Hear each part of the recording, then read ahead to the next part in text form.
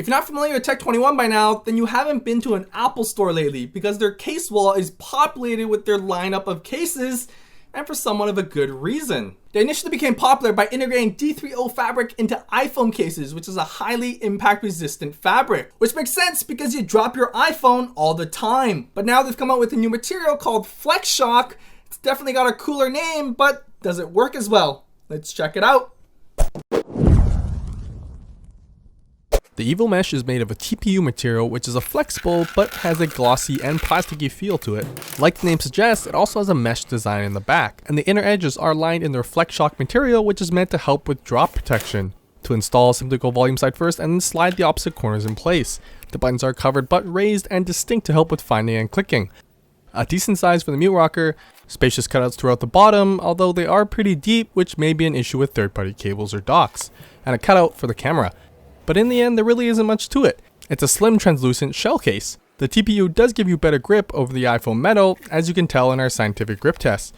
Visually, it looks a little fatter and taller, but realistically, it's actually quite thin for the level of protection it promises. It doesn't get in the way of day-to-day usage like texting or Tinder matches, and it feels comfortable to hold in a selfie grip with the rounded TPU edges providing a little more traction. Overall, it doesn't hinder your experience, and instead it actually improves it with things such as one-handed reachability across the screen as well as one-handed typing.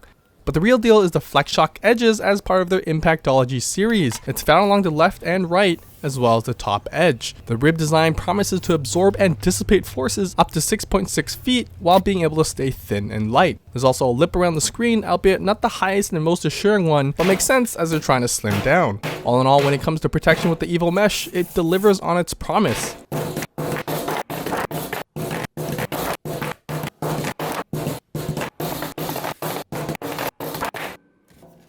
I can confidently smack it around, and it's almost as though you feel the impact being absorbed. Super thin, super strong. I'm not the biggest fan of TPU, as the glossy nature of it makes the whole case feel really greasy. This makes dirt, oils, or just sweat an issue. It's really easy to wipe off, if you can deal with that though. And as simple as it is to put on, I find it's a little too easy to come off. The edges feel a little loose and gives off a feeling of cheapness. I just wish they used a stiffer material alongside the FlexShock technology. It retails for $40 and comes in a variety of colors. I've got this blue one here, which is really blue.